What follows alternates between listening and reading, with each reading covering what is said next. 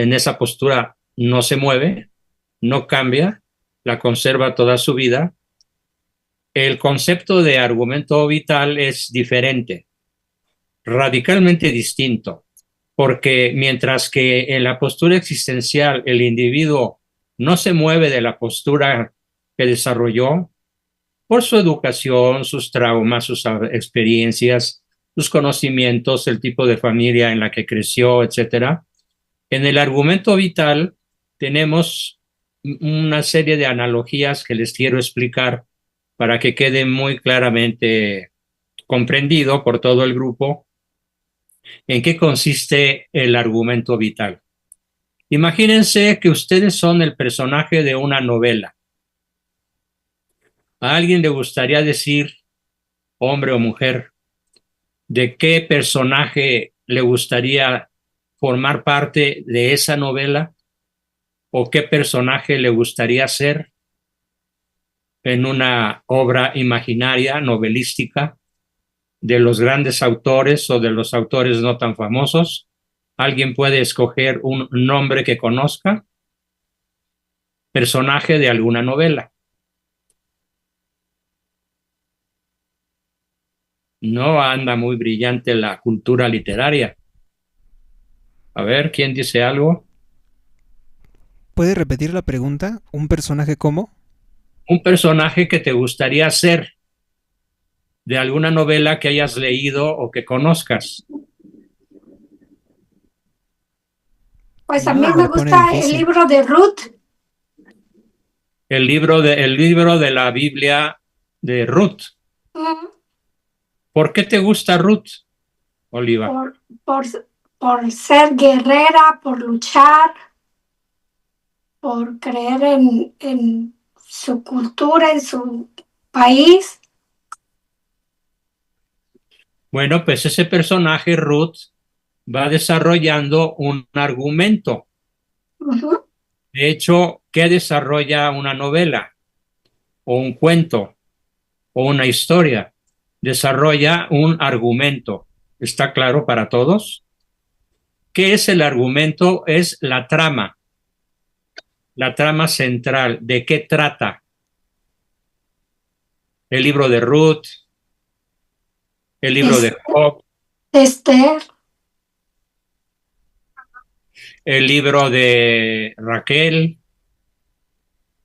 el libro del profeta Oseas, el libro del profeta Jeremías.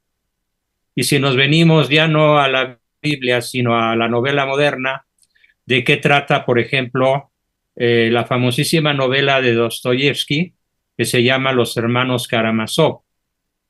¿Alguien sabe de qué se trata esa extraordinaria novela? Se las recomiendo. En esa novela, el autor, Fyodor Dostoyevsky, desarrolla un argumento poderosísimo que explica por qué cuatro hermanos, los hermanos Karamazov, deciden asesinar a su padre.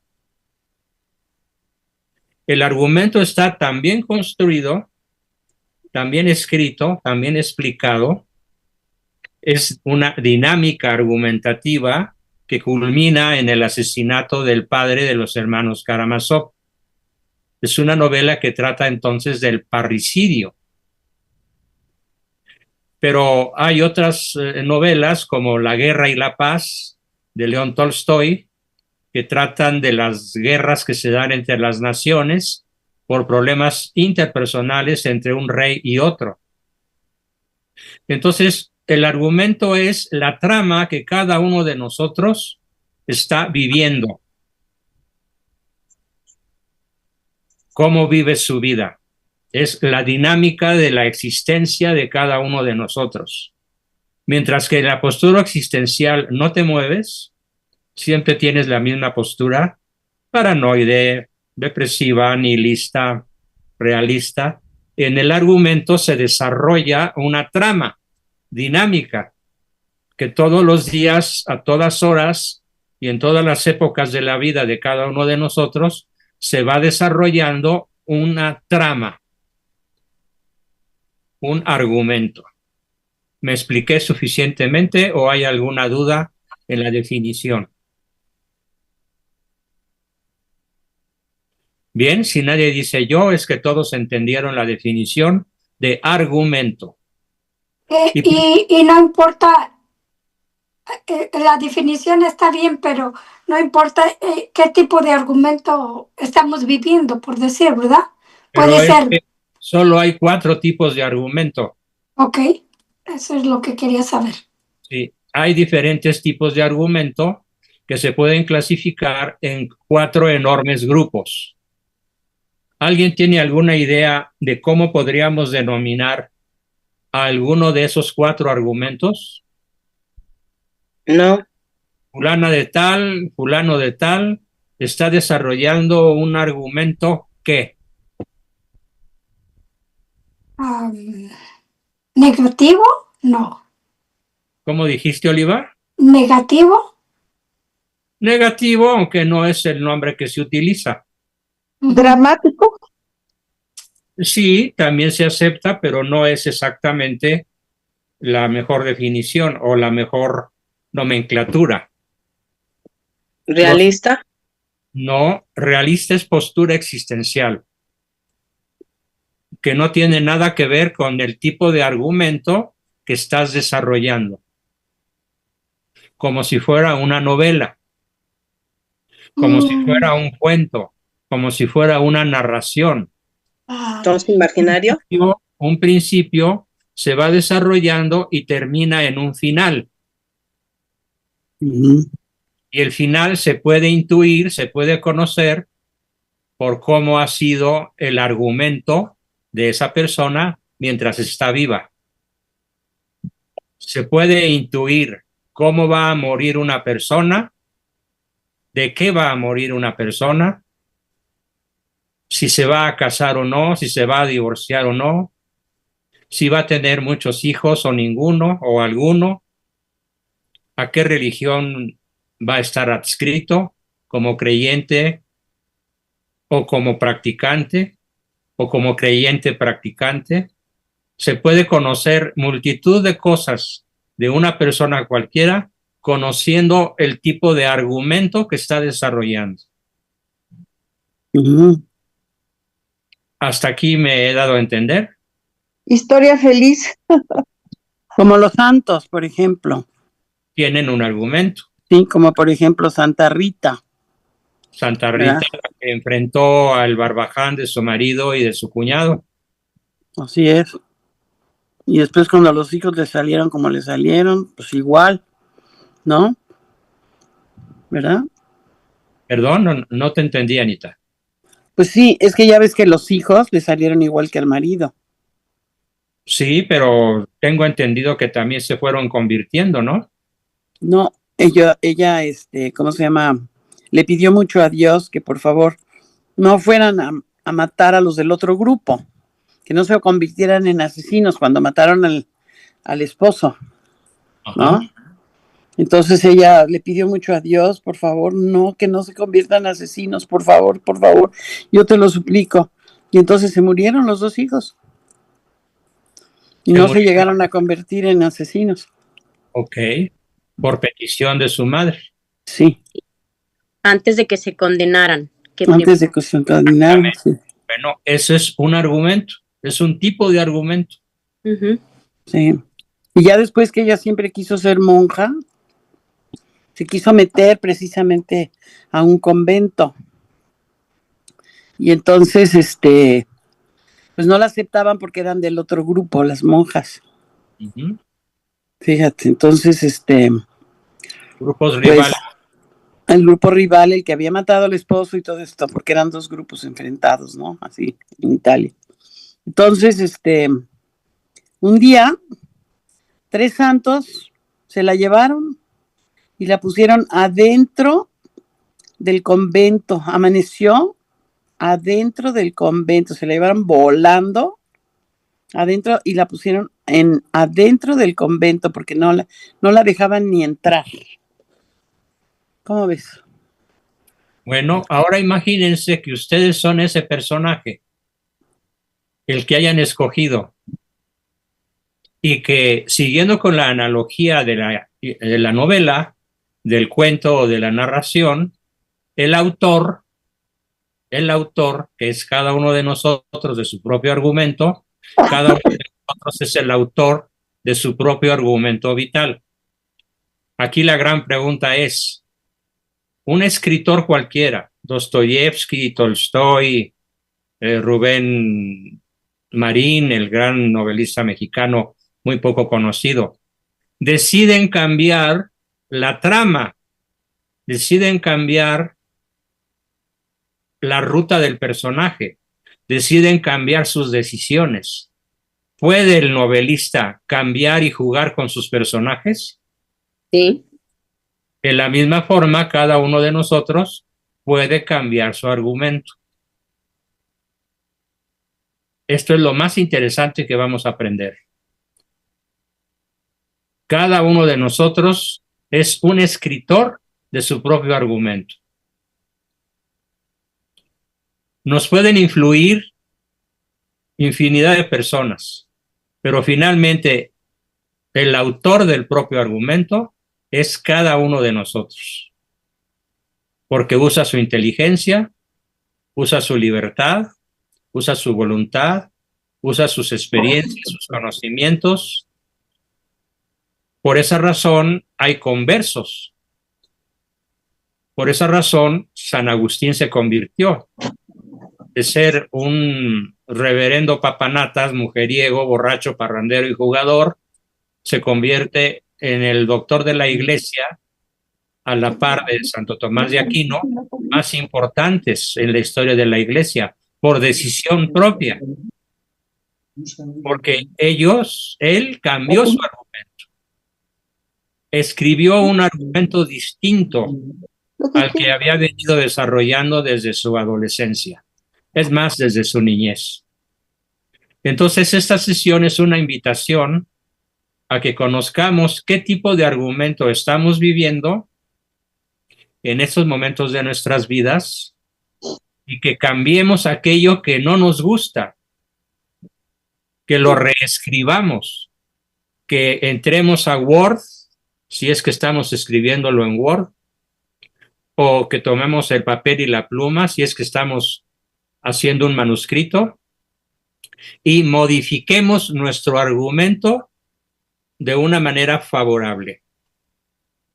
Cada uno de nosotros tiene esa posibilidad, cambiar su argumento, cambiar su destino, incluso cambiar su destino al infierno por su destino al cielo o cuando menos al purgatorio.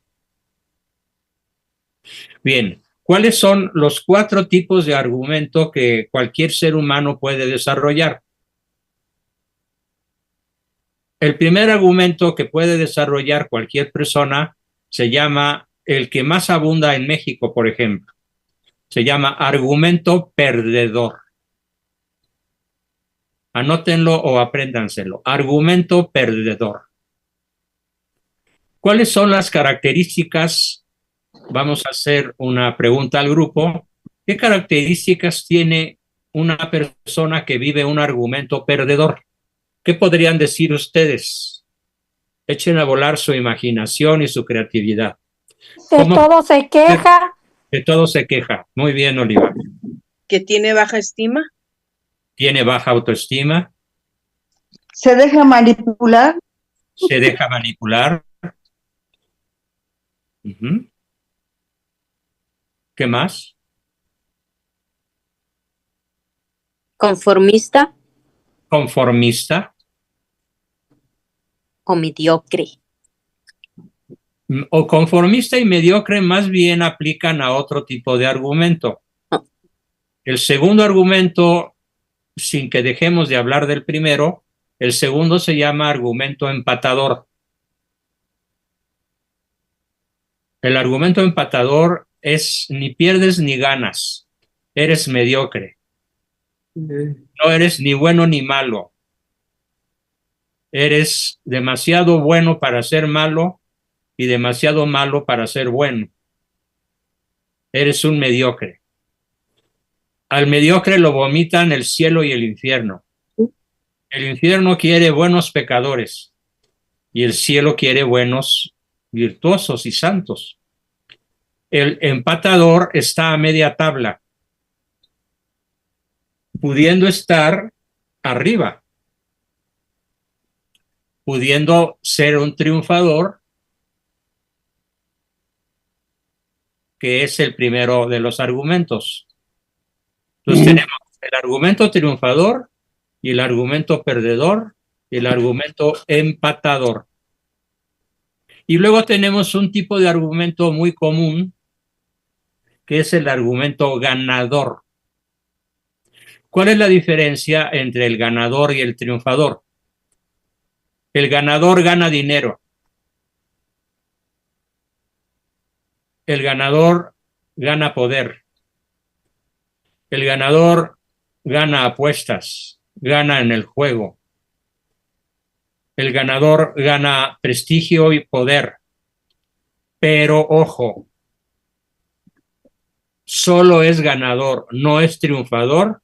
¿Por qué? Porque no alcanza su máxima potencialidad. Por eso es un empatador empedernido.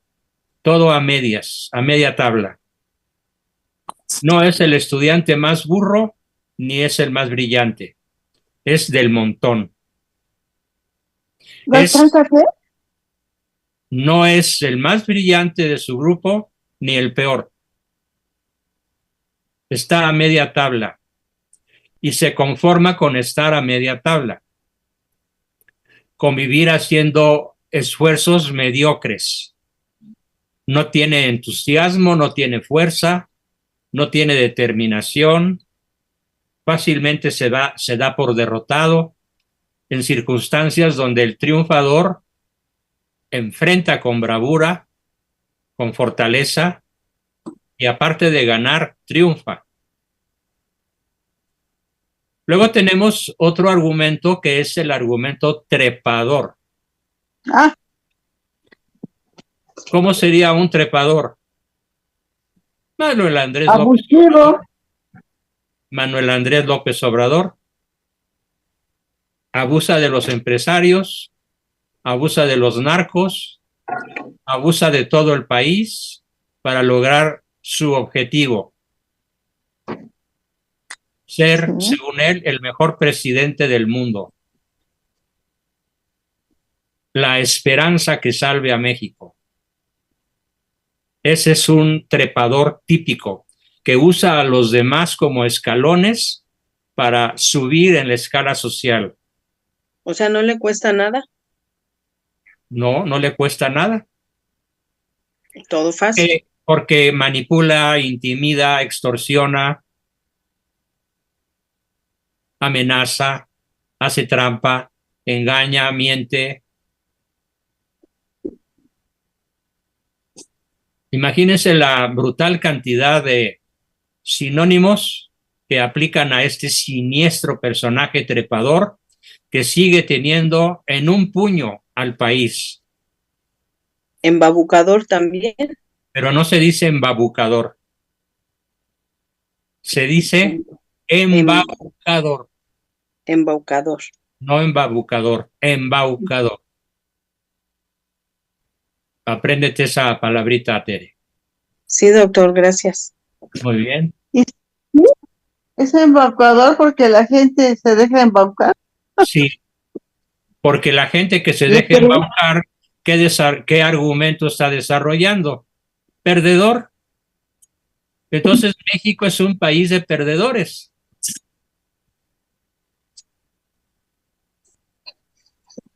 A ver, si recorremos todos los campos posibles, ¿cómo le llaman a los equipos mexicanos deportivos? Los ya merito, pero nunca se coronan. Ya merito gana. Ya mérito ganan. Ya Merito ganaba. Ya mérito ganaba. Qué mala suerte. Por poquito. Ajá. Árbitro vendido. Nos quitó un gol legítimo. Siempre otros tienen la culpa. Entonces, México está formado por una masa de perdedores que como les decimos ahora, a ver, gózalo votado, votaste por la fraude, ahora atente a las consecuencias de tu estúpida ignorancia. Hay un señor magnífico que se llama Factor Kaiser, que tiene un programa de noticias muy, muy interesante, que narra que en una ocasión le tocó acudir a votar a un ranchito porque andaba de viaje en una carretera de terracería y que llegó un campesino que no sabía leer ni escribir, pero que quería votar. Y entonces este Kaiser le enseñó cómo votar, pero le preguntó primero, ¿por quién quieres votar? Y no me lo van a creer lo que contestó este idiota. Dijo, ¿De Tim por la Marín? morena, por la morena. ¿Y quién es la morena? Le preguntó él y enseñó una foto de la Virgen de Guadalupe. Ay, ¿Cuántos hay engañados por morena? Ujú. ¿Cuántos asocian morena con la Virgen de Guadalupe cuando en realidad son una jauría de narcotraficantes? Sí. Comenzando por los de más alto nivel. Ujú. Por esa razón, la presidente con E, no con A, sigue obedeciendo al presidente malo, porque es la manera de garantizar que todos los perdedores dependan de los trepadores. Si analizamos, entonces, a ver, recorremos triunfador, ganador, empatador, trepador, perdedor. perdedor. Sí. 5 tipos de argumento. Ahora vamos a analizar cada uno de ellos con cierto detalle. Por ejemplo, ¿cuáles son los rasgos fundamentales del triunfador? ¿Poder, dinero, riquezas, fama? No. El verdadero triunfador se distingue porque es una persona virtuosa que logra objetivos honestos y que ama al prójimo como a sí mismo. El triunfador conoce su destino final y lo escoge. La meta es el cielo. Si cualquiera de nosotros no tiene esa meta, ya no es un triunfador. Es una meta, no estamos en el cielo. En cierta forma estamos en un lugar más parecido al infierno que a cualquier otra cosa. México es un infierno. ¿Recuerdan lo que dijo el pariente asesinado de Salinas de Gortari? Los demonios andan sueltos. Sí, yo también pienso que esto parece más un infierno. Así es. Entonces, la meta para el triunfador es el cielo. Así se distingue a un verdadero triunfador. Lo tiene claro y todos los días hace algo por avanzar hacia esa meta, el cielo. El conocimiento y la posesión de Dios, como Él se conoce y se posee. El conocimiento y la posesión del universo entero, al nivel que Dios lo conoce y lo posee. Es la meta del triunfador. Cualquiera otra meta que tenga un sujeto le quita la característica de triunfador. Ahora, en plan práctico, en la vida cotidiana, pues es una persona justa, es una persona empática, es una persona llena de fortaleza, es una persona entusiasta, es una persona que enfrenta los malestares de todo tipo con singular fuerza y determinación, porque siente que cualquier esfuerzo vale la pena, porque cualquier esfuerzo hecho en nombre de Dios y en servicio al prójimo, lo hace avanzar hacia su meta, que es el cielo. ¿Qué más podríamos decir? A ver, véanse creativos. ¿Qué más podríamos decir de la vida cotidiana de un triunfador? Que cada vez crece más. Que vive feliz y en paz. ¿Correcto? Vive feliz y en paz. No, es triunfador, ha sido un triunfador. O sea, A ver, ese iPhone, ¿quién es el iPhone? Que no puso nombre, nada más puso iPhone. ¿Cómo te llamas? iPhone. Bueno, no me pela. Profe, también se puede decir que si la meta es el cielo, se puede decir que los triunfadores quieren que todos queremos que todos los que están a nuestro alrededor vayan al cielo, ¿verdad? Así como tenemos a San Agustín y Correcto. cuántas personas se llevó por delante, ¿verdad? Queremos llevarnos al cielo a nuestros prójimos, Exacto. a los más cercanos y a los más queridos. ¿Cuándo menos? Para eso rezamos. Pero, por ejemplo, en el caso de San Agustín, o en el caso de Santo Tomás de Aquino, o en el caso incluso del mismo Aristóteles, o del mismo Sócrates, ¿alguien recuerda cuál es la última frase que pronuncia Sócrates antes de ser asesinado, obligándolo el Senado griego a tomar cicuta? ¿Alguien sabe cuál es su última frase? entre ustedes, Un triunfador. de entre ustedes, el que se queda y el que se va, ¿quién sabe cuál de los dos se lleva la mejor parte? No sé dónde leíste eso, pero eso no fue lo que dijo. Soy más amigo de la verdad. Correcto, Adrián. Eso. ¿Qué, Sócrates, no eres nuestro amigo? Sí, soy su amigo, pero soy más amigo de la verdad. Y remata diciendo, causa de las causas, apiádate de mí. Y se hinca y muere. Sabía que iba a trascender al cielo, al conocimiento del Dios que ya intuía, el Dios único. Es el primer filósofo que lo plantea. Entonces, desde la Grecia antigua pagana hasta el momento actual, el triunfador tiene esa meta: conocer y poseer la causa de las causas. Theos en griego, Deus en latín, Dieu en francés, God en inglés, Dios en español, etc. Bien, ese es ahora algún rasgo más de tipo práctico en el triunfador. Sí, el dinero no es una meta. El dinero es un medio. La salud no es una meta, es un medio.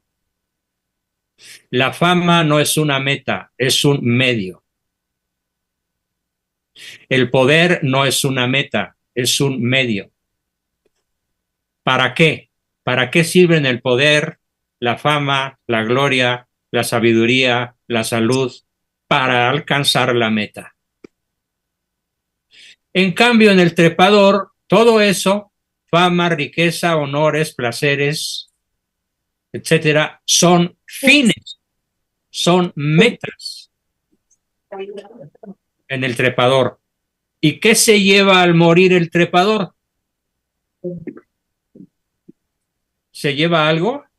No. Como aquella señora que le puso un cheque de 5 millones de euros en el ataúd a su marido y le dijo, ¿los cobras allá? Absolutamente nada se lleva. Nada. En cambio, si escogió esos bienes en cuanto medios, se lleva todo y consigue todo. Pero esto el trepador no lo entiende. El trepador vive para obtener dinero.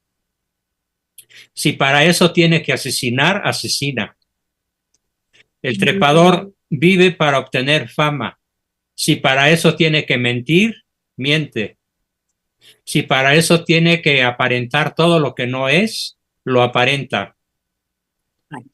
Como esta presidente que se llama demócrata, en el país más democrático del mundo. A ver quién le cree. Pero probablemente ella se crea sus mentiras. Típico del trepador. Tiene de alguna manera que justificar su conciencia. Bien, ese fue el triunfador. Tenemos Profe, enseguida, ¿una persona como esa tiene conciencia? la tiene pero encallecida. ¿Qué buscas? ¿Qué quiere decir encallecida? Llena de callos, ya no siente nada. Súper tapada. Pero Supertapada. entonces esos callos hieren a los demás. Claro, utilizan a los demás, no solo los hieren, los matan, los secuestran. Es que esos callos, al acariciar, al hablar, todo hieren, todo molestan, todo Ajá. ofenden. ¿Sí? Porque desde niños empezaron a mentir, desde niños empezaron a trepar. ¿Cómo es un trepador de tercero de primaria?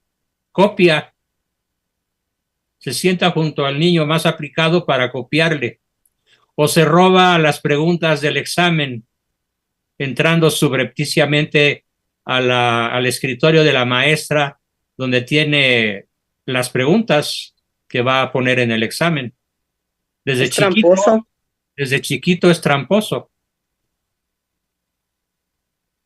Qué imagen tan nefasta se corre por todo el mundo con esa basura. Pero el campeón es México, ¿Campeón de qué? de individuos trepadores que gobiernan este país, que se apoderaron de este país, y de individuos mediocres, empatadores y perdedores. Ya, eso sí. Ya Que cuando le consideran estaba que es orgulloso. una estupidez estudiar. Ujú. Consideran, ¿cómo le llaman al buen estudiante que suele ser 2 o 3 de cada salón de 40? ¿Cómo le llaman? Nerd. Nerd.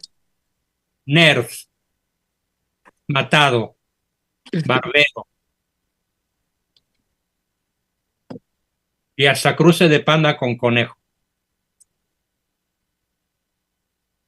Bien, ahora pasamos al argumento. Ya vimos el triunfador, ya vimos el trepador. Ahora vamos a analizar el perdedor. El perdedor siente, su rasgo esencial, el rasgo esencial del perdedor es que depende de alguien para hacer cualquier cosa. Hazlo tú, yo no sé. Hazlo tú, yo no puedo. Hazlo tú, no tengo experiencia. Dame mi bono semestral, mensual, quincenal, que me muero de hambre si no me lo das. Voto por ti. Tiene pánico de que le quiten el bono si no vota por la Morena. Es verdaderamente nauseabundo lo que estoy diciendo. A mí me provoca náuseas, me provoca indignación, me provoca impotencia. Y además lo que más me indigna es el nivel de necedad y de terquedad cuando uno se pone a discutir con un morenarco. Por eso allí aplico la historia del tigre, del burro y del león. El burro dice, el pasto es azul. El tigre dice, no, el pasto es verde. Y después de mucho pelear deciden ir a ver al león. Le dicen, ¿de qué color es el pasto, su majestad? Y el león le dice al burro y al tigre, el pasto es azul. ¿Pero cómo? Es verde, dice el tigre. Y lo castiga. 5 semanas encerrado en una jaula. Y al burro no lo castiga. Y entonces el tigre, muy extrañado de haber recibido el castigo del rey de la selva, le dice, ¿por qué si el pasto es verde y tú lo sabes, león, por qué me castigas a mí? ¿Y qué creen que le dijo el león? Porque te comportaste como un burro al discutir con otro burro. Ya sabemos que el pasto es verde, pero nunca podrás convencer al burro de que el pasto es verde. Así que estás perdiendo tu tiempo discutiendo con ese burro. Bueno, pues ese es el perdedor. El que no sabe que no sabe. Así como el rasgo esencial del triunfador es lograr el cielo, el rasgo esencial del perdedor es que no sabe,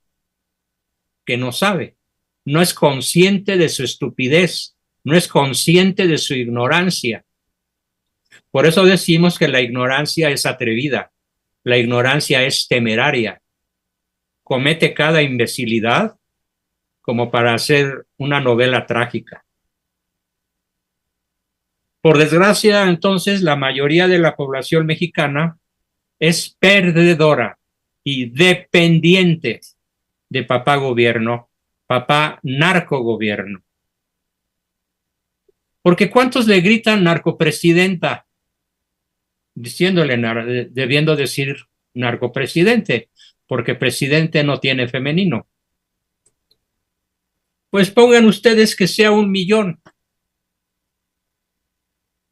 Pero estamos hablando de capacidad para votar de alrededor de 90 y tantos millones. Menos mal que ahora no salieron a votar. Eso es asombrosamente maravilloso. Me encantó que no salieran a votar, más que el 13%. Poquito más, poquito menos. ¿Qué significa esto? A lo mejor que está habiendo un cambio de argumento en la población que ya se siente engañada, que ya se siente que no le alcanza el dinero aunque se lo regalen sin hacer nada, que está constatando que un día sí y otro también la presidente miente y miente y miente y minimiza los problemas. Y como el presidente malo, porque sigue siendo presidente de facto, le enseñan los videos de masacres y se ríe. Se ríe de los 17 muertos que le pasaron un video. Y dice, miren la masacre, ja, ja, ja, ja, ja, con su risa diabólica. Yo siento que México está despertando. Hay que trabajar por ello. Pero quiere decir que cada uno de nosotros tiene que empujar a otros a ser triunfadores, a no ser perdedores, a no ser empatadores, porque eso es empatadores, sinónimo de mediocres. Luego tenemos, ya vimos el trepador, cómo se utiliza, cómo se basa en los demás. Triunfador. El ganador. El ganador lo podríamos reducir a una sola palabra. Es el materialista. No es trepador porque lo que consigue no lo consigue con trampa, lo consigue con trabajo honesto, con trabajo esforzado. Por eso gana un buen sueldo, gana buena fama, gana mucho poder, gana mucho prestigio, pero tiene una diferencia respecto de los demás. Está solo. El triunfador nunca está solo. El triunfador siempre tiene cerca un amor incondicional, compartido, recíproco. El amor incondicional lo disfruta como uno de los bienes más extraordinarios que Dios nos haya podido conceder.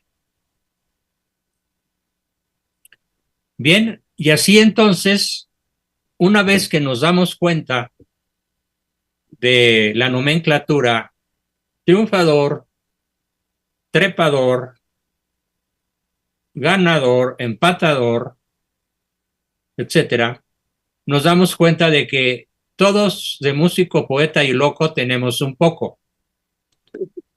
Porque de hecho, la situación humana típica es la ambivalencia. Y puedes hacer cosas que te acerquen al cielo, pero luego puedes hacer cosas que te lleven al infierno. Porque finalmente nadie de nosotros, ninguno de nosotros, está confirmado en gracia. La confirmación en la gracia solo se da en la vida eterna. Ya ahí no hay nada que tomar decisiones. Ya están tomadas las decisiones desde acá, desde la tierra. Entonces, más nos vale, es la lección final que quiero que todos asimilen, más nos vale descubrir qué rasgos no triunfadores estamos desarrollando hoy en nuestra vida. Por ejemplo, la falta de control de las emociones es típico del perdedor. La falta de control de la ira, la falta de control del miedo, la falta de control de la tristeza. Todo lo que es ausencia de virtud nos lleva a desarrollar un argumento perdedor. ¿Y cómo podemos ser triunfadores? En la medida en la cual, con esfuerzos físicos, mentales, morales, psicológicos, nutriológicos, nutricionales, decidimos hacer el bien aunque nos sintamos mal. Bien, estos son entonces los argumentos que puede desarrollar cada uno de nosotros. Con eso termina mi exposición y pasamos a sus preguntas, comentarios, aportaciones, dudas y otras cosas que me quieran platicar. ¿Quién comienza? Recording stopped. Recording in progress. Adelante. Tenemos a Adrián. Adelante, Adrián. Doctor, una pregunta. Estoy leyendo ahorita un libro del padre Javier Olivera Rabasi acerca de Lutero. ¿Lutero quedaría dentro de ese trepador? Sí, Lutero es el trepador típico, que además tiene un final verdaderamente trágico. Estoy leyendo, les recomiendo este libro. De verdad podemos ver los estragos que hizo el protestantismo a través de este diabólico personaje, Sí, porque cambió su argumento completamente. sí. O sea, ahí hay un cambio de argumento completo y destruyó muchísimo. Bueno, pues destruyó a media Europa. No, y además lo que incitó fue exactamente a pecar más que porque Peca, Dios, fíjate lo que decía en latín, peca et peca fortiter, sed crede. Peca y peca fuerte, pero ten fe. eso es terrible. Hay unos el Como que padre no de sabías esa Rabasi, frase de Lutero, Cristi. No. Ya no Peca lo había fortiter, dicho varias sed veces crede. usted, profe. Peca y peca mucho y fuerte, pero cree. Entonces, para Lutero lo que salva no son nuestros actos, no es la caridad, no es el amor, sola fide, según. es solo la escritura, solo la fe. Por eso el protestante tiene mucha fe, pero es un trepador típico. Todo el mundo anglosajón está, si ustedes observan, todos los territorios que gobierna la anglósfera son producto de piratería. Medio Estados Unidos es producto de piratería terrestre. Toda Australia es producto de piratería. Toda Nueva Zelanda. La mitad de la India. Grandes ciudades en China como Hong Kong, Bangkok, Taipei. Producto de piratería. Inglaterra es la pérfida Albión, la pérfida pirata trepadora de la historia. Por eso resulta tan asombroso que haya conversos ingleses, como Gilbert K. Chesterton, por ejemplo. pero la inmensa mayoría de su población es una población pirata. ¿Ustedes saben cómo se construyó la riqueza bancaria de los Estados Unidos? Chase Manhattan Bank, Bank of America, Citigroup. ¿Cómo se construyeron esos imperios económicos? ¿Con puros piratería? Con piratería, pero ¿cómo le hicieron? Fíjense qué interesante situación. Cuando Napoleón amenaza con invadir Inglaterra y manda espías a Inglaterra, a Londres, a Birmingham, a las principales ciudades inglesas, con la amenaza, voy a cruzar el estrecho de la Mancha y voy a invadir Inglaterra. Entonces, los banqueros ingleses dan la noticia de que Napoleón va sobre Inglaterra y la bolsa se desploma. La bolsa de valores se desploma. Se desploma en todos los lugares donde donde dominaba Inglaterra. La India, Nueva Zelanda, Australia, medio mundo. Se desploma de 1 libra esterlina por acción a 1 centavo por acción. Y los banqueros compran toda la bolsa. Y cuando se descubre que la amenaza de Napoleón era una fake news, una noticia falsa, repito la palabra que ya he dicho varias veces, una fake news, una noticia falsa. ¿Qué hacen los banqueros ingleses? Compran todas las acciones de todas las bolsas del mundo a 1 centavo. Y con esa gigantesca riqueza, en 8 días están en Nueva York y fundan la banca mundial. Ahí está el origen de la riqueza de los Estados Unidos, la piratería bursátil, aparte de la piratería marítima y terrestre. ¿Quién sabía esto? Son los amos de la especulación. Así es, pero desde Napoleón. Y Napoleón es derrotado, es deportado por los mismos ingleses, primero a la isla de Elba, luego a Santa Elena, donde muere, pero ya los banqueros ingleses, hechos norteamericanos, son los más poderosos de la tierra en términos económicos hasta la fecha, producto de la piratería. Bursátil, marítima y terrestre. Entonces, ¿qué clase de nación, qué clase de argumento desarrolla Inglaterra? ¿Quién me contesta? Trepador. Trepador. Bien, Moni. Trepador, pero de libro de doctorado. Doctores en el arte de trepar. El arte, la ciencia y la técnica de trepar. Y en este caso no sobre personas, sino sobre continentes enteros. Se me pasaba mencionar a África. Así surgió Sudáfrica, la nación más rica de África, Sudáfrica.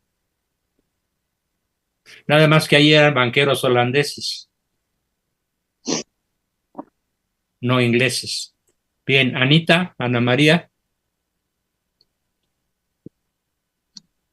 ¿Tienes mano levantada, Ana María? Sí, ¿qué tal? Creo que tengo bajo el micrófono, ¿verdad? Se te oye bien. Ah, sí, se me oye bien. Bueno, mira, yo cuando estabas hablando, me puse a pensar, o sea, me llegó, o sea, estuve pensando, me estuvo llegando, por decirte, como eso tú dices, o sea, de locos, no sé qué, todos tenemos... De músico, poeta y loco, todos un poco. Sí, entonces haz de cuenta como que dices, yo creo que tengo todo, algo de todo, sí, así como un examen de conciencia, dices, bueno, sí. Magnífico. Entonces, cuenta. Entonces esas veces que dije, híjole, qué barbaridad, como que me fui identificando así, ¿no? En muchas cosas. Y entonces, para mí, eso es que pues todavía somos pecadores, estamos aquí precisamente en el camino, ¿no? Pero todavía no acabamos de llegar, ¿no? Pero sí tenemos, hace cuenta, por lo menos la meta, ¿no? La meta, pero sí, sí Mira, dice uno, el chiste no es mantenerse, el chiste es volver a levantarse Exactamente. y seguir Exactamente. avanzando hacia la meta. Exactamente. Pero de que sí me siento pecadora, me siento que la riego 1000 veces al día, que ¿para qué te voy a Pero decir no que eres trepadora, por ejemplo. Por ejemplo, no eres trepadora. No soy trepadora, gracias. Pero como que un poco de cada cosa, ¿no, Anita? No. No, bueno, pero vaya, lo que te quiero decir es que todavía me siento que me falta muchísimo. Bueno, ¿Me sí. explico? Suelo, Que Anita, estoy... ¿sabes qué decía Santo Tomás de Aquino? ¿Y qué decía también San Agustín? ¿Qué? Más virtuoso de nosotros peca 7 veces al día. Ajá. En el convento. Sí. Envidia, pleitos callejoneros, grupos adversos unos a otros, rivales, Pensamientos. pensamientos. Sí. Quisieras ahorcar a mucha gente. Y cosas por el estilo. Y cosas por el estilo. En ese pecado. Quisiera ahorcar, no, quisiera encontrar la forma de hacerla morir lentamente como a Santa Juana de Arco. Sí, no, caray. Entonces dice uno todavía así como para ser santa, híjole, me falta un chorro. Pues sí, es la realidad. Pero si no abandonas la meta, sí, no abandono la meta, eso sí. Levantarte. Sí, no abandono la meta, Pero sí me doy cuenta que me falta muchísimo. Bueno. Ya somos 2. Ándale, pues nada más eso te quería comentar. Excelente. Alejandro. Somos más. Somos más. Más de 2. Más de 2, claro. Bueno, pues somos 39. Alejandro, querías decir algo. Bueno, yo sí he escuchado mucho que los protestantes, para el hecho de que nada más tenga fe, creo que su argumento más continuo es el perdón que Dios le hace a al que está a su diestra, bueno, a los 2 ladrones, ¿no? Que mueren junto a él. Porque el que se salva es el que pide perdón. El otro pero es que lo que yo lo he escuchado es que dice, tú eres el justo, tú no hiciste nada, nosotros sí estamos aquí, tenemos algo, acuérdate de mí cuando estés en el cielo. Entonces, ellos se basan en que ahí es un acto únicamente de fe lo que salva a la persona, al ladrón, ¿no? Eso es lo que yo les he oído decir continuamente. Pues alguna secta, porque cada secta tiene su versión distinta. Bueno, los evangélicos, digamos. Por ejemplo, el anabaptista, el santo del último día, el mormón. Sí, no, pero digo, hay una secta en Boston que ¿sabes cómo se salva? Vistiendo pañales y tocando sonajas y usando chupones de bebé. Porque si no os hacéis como niños, no entraréis al reino de los cielos. Y son más de 500,000 y eso yo también viven lo he escuchado antes. viven en Boston, Massachusetts. Ay, no puede ser. ¿Sí?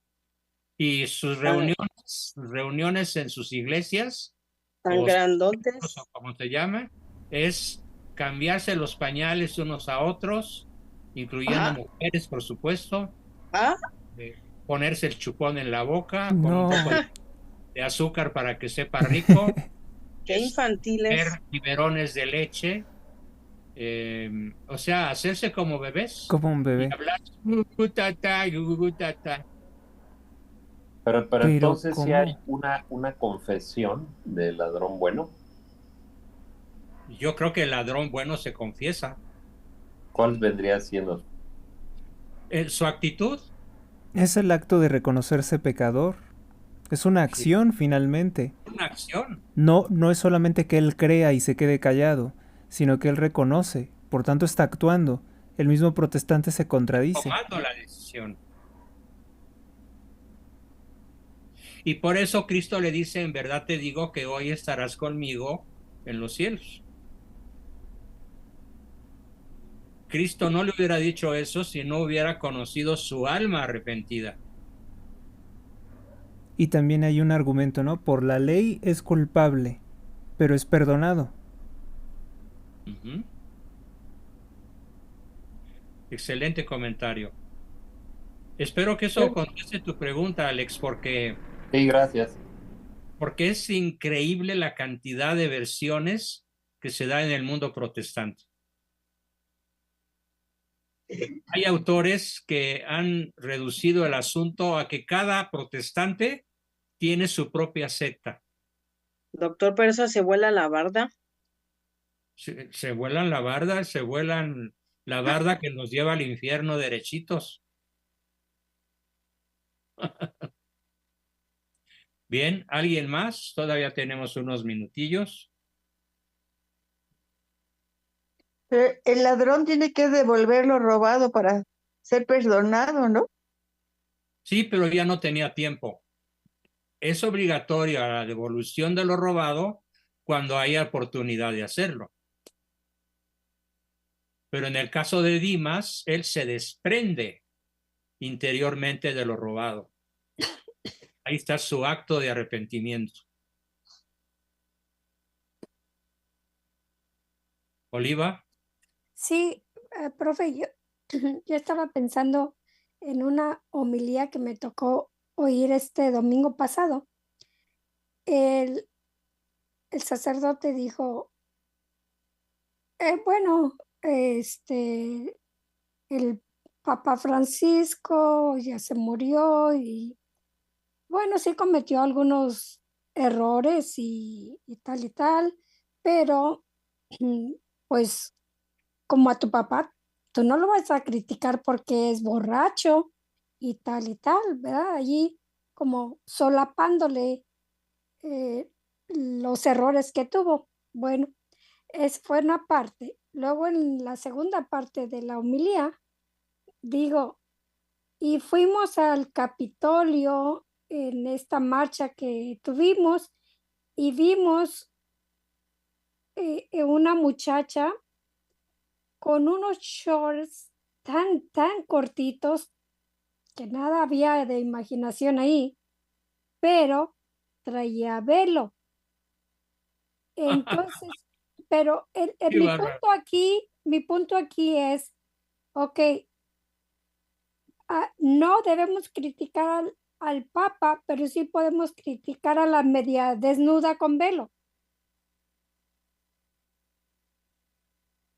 Mira, yo tengo mi teoría muy sólidamente fincada en Santo Tomás de Aquino acerca de cuando hacemos un juicio sobre algún prójimo. Si no tuviéramos derecho a hacer ese juicio, no habría historia. Ok, pero en este caso... La historia estaría prohibida. ¿Cómo vas a hablar de la traición de Judas? Pobrecito, sus motivos tenía. ¿Cómo vas a hablar de Herodes que quería matar a todos los niños pequeños? Pobrecito, tenía un justificado miedo a perder su reino. Pero o sea, si no podemos juzgar al prójimo, es un buenismo estúpido que nos resta el conocimiento de la historia. Pero sí, sí se entiende mi punto de vista, que no hay que criticar al Papa, pero sí podemos criticar a esta otra. Por eso es lo que estoy diciendo. Ajá, A este León XIV no tengo nada que criticarle, solo admiración. yo también. Pero el anterior hizo cada barrabasada que está consignada en la historia del papado. Como cuando dijo, ¿quién soy yo para juzgar a los homosexuales? Usted es el vicario de Cristo. O cuando bendice a las parejas que van a pedir una bendición. O como cuando dice que no siempre el aborto es absolutamente malo. Ay. Perdón, pero en este caso de este sacerdote, que muchas de las veces podemos ponernos en este lugar de este sacerdote, que tiramos la piedra por un lado, pero la escondemos por el otro lado cuando ya la tiramos.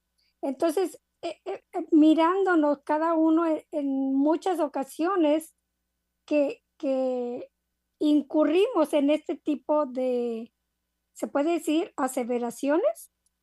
¿O cómo se puede Hipocresía, decir? hipocresía. Hipocresía. Entonces, allí estamos en una falta de congruencia y me hizo analizarlo, me hizo pensar cuántas de las veces yo también puedo estar cayendo en ese error.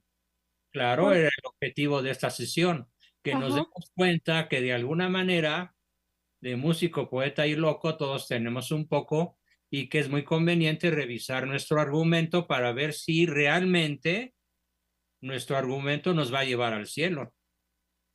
porque esto también me llevaba a reflexionar, porque en alguna ocasión una de mis hijas viene y me dice, mamá, pero ¿qué vas a hacer tus metas para este año? Y le dije, bueno, pues yo quiero tener una de mis metas, desarrollar una relación más profunda con Dios. Y ella me miró, dijo, mamá, pero tú ya rezas mucho. Dije, sí, una cosa es rezar y otra cosa desarrollar esa relación donde yo acepte la misericordia de Dios y, y me sienta amada con Él por mis obras y mis actos congruentes que yo haga. Entonces yo creo que ella lo entendió de una manera tan hermosa que ella siempre se refiere a ese ejemplo que yo le puse. Bien, es correcta tu observación. Eh, Ajá. Aquí hay una pregunta de Jorge Luis. ¿Los chinos son unos trepadores? No lo creo. Los chinos son unos ganadores. Nada más hay que ver el tipo de ciudades que tienen, el tipo de trenes que han desarrollado. Mientras que aquí la presidente celebra que el tren que va de Mérida a Cancún vaya a 14 kilómetros por hora, mientras que un tren chino que recorre miles de kilómetros va a 400 kilómetros por hora y a los chinos les parece lento. Eso no lo hace un trepador, eso lo hace un ganador de técnica y ciencia. Los chinos no tienen una filosofía, una espiritualidad occidental. Los chinos son simples ganadores de bienes materiales. Grandes inventores, grandes fabricantes, grandes técnicos, han hecho cosas, han hecho ciudades que se antojan de otra galaxia. Les recomiendo que busquen en la red ciudades modernas chinas. Parece de cuento de ciencia ficción. Sí, Yo no creo increíble. que sean trepadores. Son ganadores, pero no tienen como meta el cielo. Tienen como meta Lo material. lo material. Doctor, ¿y ya se fijó cómo está el metro en la Ciudad de México con estas inundaciones? Ah, Y bueno, ahorita lo que acaba, el exmetro, ajá, el exmetro, ándele. Y lo que acaba de hablar en comparación, no, hombre, qué vergüenza. así es. Y nos están invadiendo los chinos. Claro, y como hacen también sus negocios, y hace 30 años un producto chino era chafa, pero hoy los mejores productos son los chinos, ya son mejores que los japoneses o que los alemanes. Tienen las mejores computadoras, los mejores servidores, los mejores trenes, los mejores aviones. Acaban de lanzar un avión de 4 pisos con 8 motores, Es capaz que de ellos transportar tanques de guerra. son los reyes en las megaconstrucciones. ¿Sí? Pero ¿qué construcciones? Sí, Bueno, además es tradición, pues ellos fueron los que hicieron la primera muralla china, algo formidable. ¿Sí? Y luego tenemos Amparo Arredondo pregunta, ¿desde cuándo son amigos Malo y Slim? Pues desde hace más de 20 años. Han sido amigos, pero más que amigos, cómplices. Ambos se ayudan a robar, a engañar, a mentir y a extorsionar.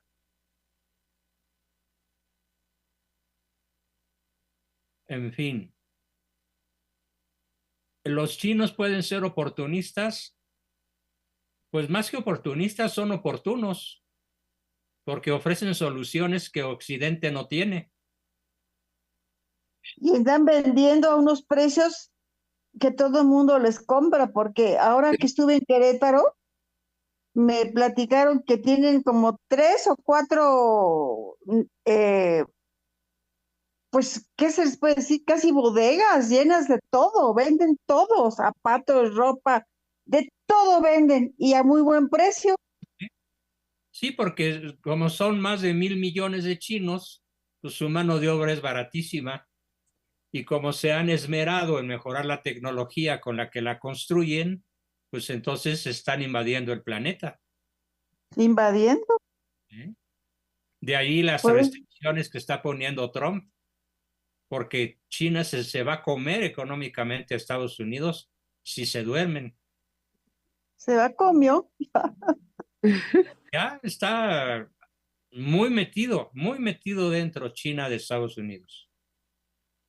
Y de México, país.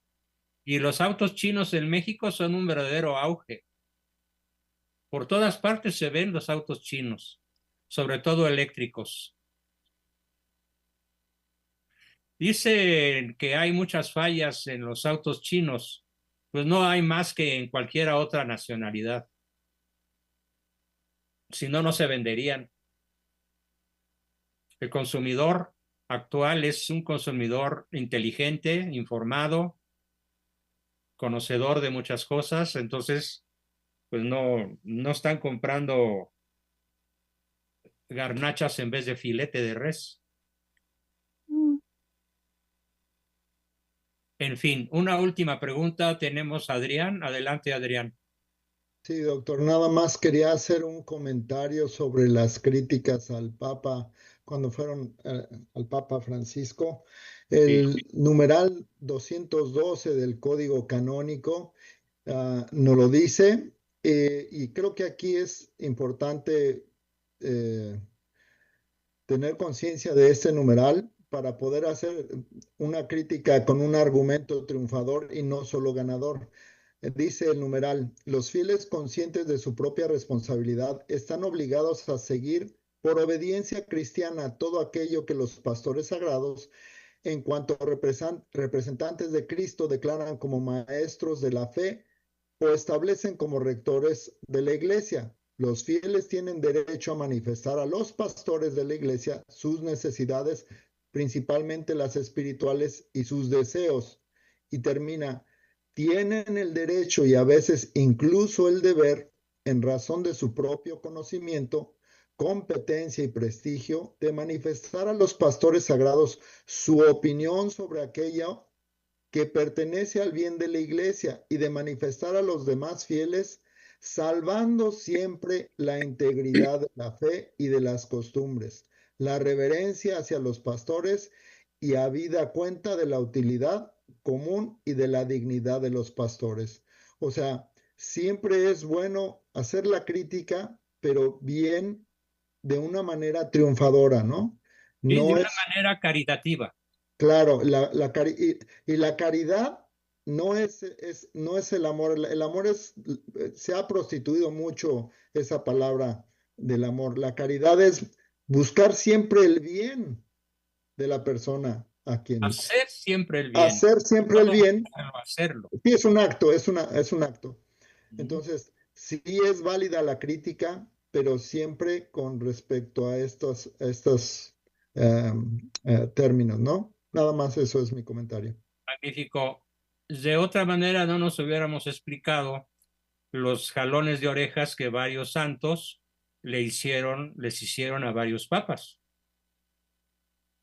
en orden de salvaguardar el depósito de la fe. Que en cambio Lutero hizo lo contrario. Contrario, con odio. Despotricó con odio el papado, inclusive el sacerdocio, o sea, despotricó con todo. Ciertísimo. Y sobre todo valiéndose de un error real del papado de aquella época, las famosas indulgencias, que llegaron a ser un abuso y un escándalo. Pero en vez de manejar el asunto con caridad y con prudencia, lo manejó con un odio feroz. En postura paranoica. Yo estoy bien y toda la Iglesia Católica está mal. Y los protestantes que lo seguían decían, en este pueblo católico gobierna Satanás. Así literalmente lo decía. Aunque no fuera cierto. Bien, queridísimos amigos, pues nos vemos el viernes un poco más temprano que siempre, a las 8, con un super tema de la historia moderna de México. Vale la pena conocer a fondo las consecuencias de lo que está sucediendo con el México actual, que está siendo desgarrado por fuerzas verdaderamente diabólicas y que parecen invencibles. Nos vemos el viernes. Buenas noches a todos. Que viva Cristo. Buenas noches, doctor. Buenas noches. Que viva Cristo Rey. Buenas noches. Viva Cristo Rey. Muy bien. Hasta la vista. Bye. Buenas noches. Recording stopped.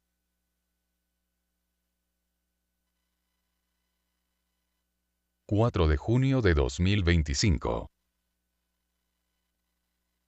El argumento de personalidad o personaje de cada vida es importante porque determina el rol de la persona en su medio. El argumento, si es fuerte, determina la condición del desenlace de vida. 5 formas de argumento. 1. Triunfador.